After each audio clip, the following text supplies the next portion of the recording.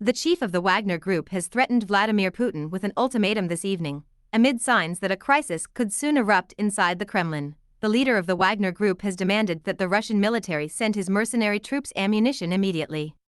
Yevgeny Prigozhin, founder and leader, who is on the front line in the fight for Bakhmut, issued the demand under a veiled ultimatum.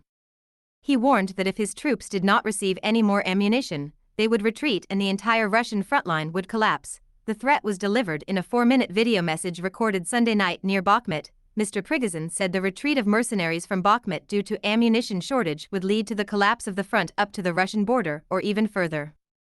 Adding Crimea would also fall to Ukraine, the Wagner chief said, if Wagner retreats from Bakhmut now, the whole front will collapse. The situation will be unpleasant for all military formations protecting Russia's interests, he said, claimed that the Russian army would be forced to stabilize the front while Crimea falls.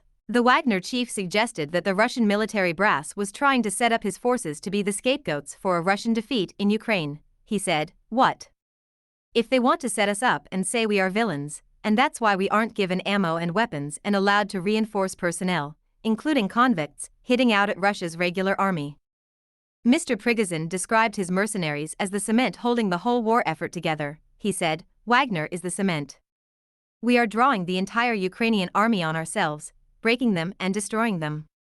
The threatening video message comes just a day after Mr. Prigozhin boasted that Wagner was on the brink of victory in Bakhmut. The Wagner boss has increasingly spoken out against the Russian military elite in recent months. He publicly accused Defense Minister Sergei Shoigu and Chief of the General Staff Valery Gerasimov of committing treason by trying to destroy Wagner out of jealousy of his victories in Ukraine. Mr. Prigozhin has also repeatedly praised the Ukrainian army as a worthy and capable adversary. This comes as intense fighting continues to reign in and around the eastern Ukrainian city of Bakhmut. Ukrainian forces still control the city despite the street fighting, according to the deputy mayor of Bakhmut, Alexander Marchenko. Top Ukrainian commander, Volodymyr Nazarenko, said that Russian forces lacked ammunition and were shelling the city chaotically.